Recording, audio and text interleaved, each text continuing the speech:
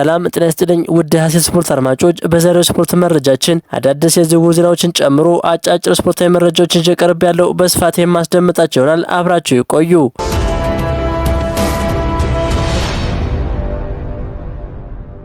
ፍሎሬንቲኖ ፔሬዝ 64% ከፍተኛ ድምጽ በማግኘት የሪያል ማድሪድን ምርጫ ማሸነፋቸውን ኤል ቺሪንጊቶ ቲቪ ዘግቧል። የታዋቂው የስፔን መገናኛ ብዙሃን ዘገባ እንደሚያመለክተው ፔሬዝ የክለቡን የፕሬዝዳንትነት መንበር ለተጨማሪ ዓመታት ለማስቀጠል የሚያስችላቸውን ሰፊ የድምጽ ድጋፍ በማግኘት በይፋ አሸንፈዋል። ይህንን ተከትሎ የ79 ዓመቱ ስራ አስፈጻሚ ክለቡን ቢያንስ እስከ 2030 ድረስ በሊቀመንበርነት መምራታቸውን አረጋግጠዋል። ማድሪድ ባለፉት ሁለት የውድድር ዘመናት ያጋጠመውን የዋንጫ ድርቅ ለመቀልበስ ፔሬዝ በምርጫ ቅስቀሳቸው ወቅት ቃል የገቡትን ሆዜ ሞሪኒዮን በድጋሚ የመቅጠር እቅድ በቅርቡ ተግባራዊ ያደርጋሉ ተብሎ ይጠበቃል።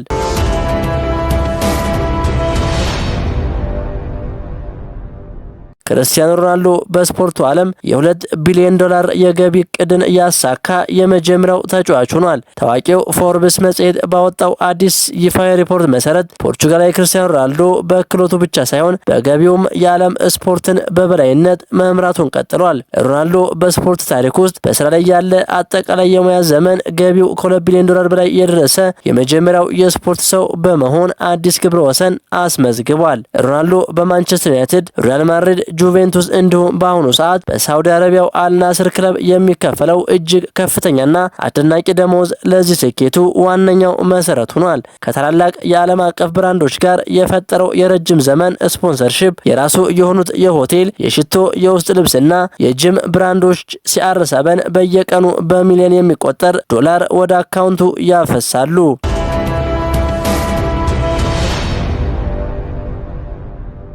የፒኤስጂው የክንፍ መስመር ተጫዋች ኪቪቻ በ105 ሚሊዮን ዩሮ በሆነ የዝውውር ዋጋ አርሰናልን ለመቀላቀል ከስምምነት ላይ መድረሱ ተገልጿል። ስለሆነም የክንፍ በራሪው ኪቪቻ ለ5 ዓመት በመድፈኞቹ ቤት የሚያቆየውን ኮንትራት ፊርማውን በቅርብ ቀናት ውስጥ በይፋ በመፈረም ምናልባት በዚህ ክረምት የመጀመሪያው መድፈኞቹን የተቀላቀለ ተጫዋች እንደሚሆን ዘገባዎች በሰፊው እየወጡ ይገኛሉ።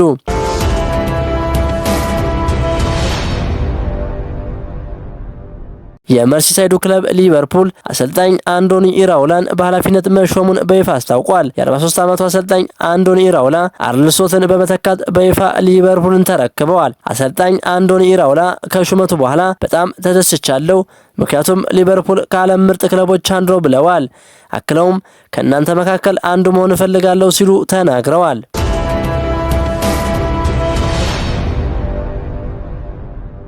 ቼልሲ አሌሃንድሮ ጋርናቾን ከማንቸስተር ዩናይትድ በ40 ሚሊዮን ፓውንድ ካስፈረመው ከአንድ ዓመት በኋላ እሱን የሚገዛ እየፈለገ ነው። አርጀንቲናዊው የመስመር ተጫዋች ባለፈው የውድድር ዓመት 14 የሊግ ጨዋታዎችን በቋሚነት ጀምሮ ማስቆጠር የቻለው አንድ የፕሪሚየር ሊግ ግብ ብቻ ነው። ዣቪ አሎንሶ በዚህ ክረምት ቡድኑን እንደገና እንደሚያዋቅር በሚጠበቅበት በዚህ ወቅት ቼልሲ ለ21 ዓመቱ ወጣት የሚቀርቡ ጥያቄዎችን ለመቀበል ፈቃደኛ ነው ሲል ሜል ስፖርት ዘግቧል።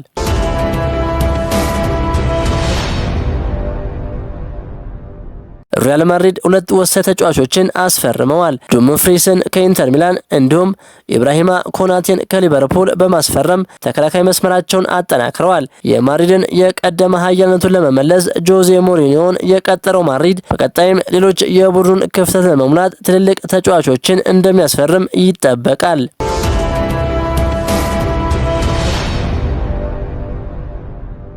የማንቸስተር ዩናይትድ ዋና ስራ አስፈጻሚ ኦማር ቤርዳ ክለቡ በሚቀጥሉት 2 ዓመታት ውስጥ የእንግሊዝ ፕሪሚየር ሊግ ዋንጫ ለማሸነፍ በትክክለኛው ጎዳና ላይ እንደሚገኝ ተናግረዋል። ቤርዳ ዩናይትድ በ2025/26 የውድድር ዘመን 3ኛ ደረጃን ይዞ ማጠናቀቁና በቅርቡ ያሳየው መሻሻል ክለቡ በትክክለኛው አቅጣጫ እየተጓዘ መሆኑን ያሳያል ብለው እንደሚያምኑ ሀሳባቸውን ገልጸዋል። ዋና ስራ አስፈጻሚው በተጨማሪም ክለቡ ባለፈው ክረምት ቁልፍ ፈራሚዎችን ለማምጣት የተጠቀመበትን ያንኑ ጥብቅና የተቀናጀ የዝውውር መንገድ ለመከተል ማቀዱን ይፋ አድርገዋል። ቤርዳ ለክለቡ አምበል ብሩኖ ፈርናንዴዝ ያላቸውን አድናቆት በመግለጽ ክለቡ ተጫዋቹን በኦልድ ትራፎርድ የማቆየት ፍላጎት እንዳለው ተናግረዋል።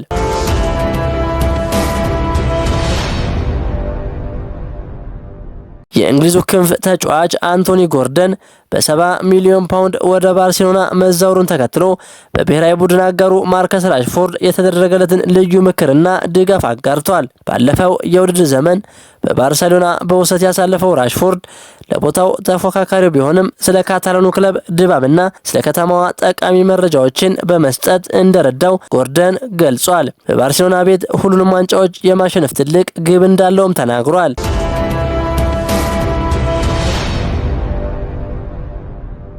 ክቡራን የሐሴት ስፖርት አድማጮች የዛሬው የስፖርት መረጃችን ይህን ይመስል ነበር። ሐሳባችሁን በኮሜንት አጋሩኝ። ለሌሎችም እንዲደርስ ሼር አድርጉት። ቸር ተመኘን።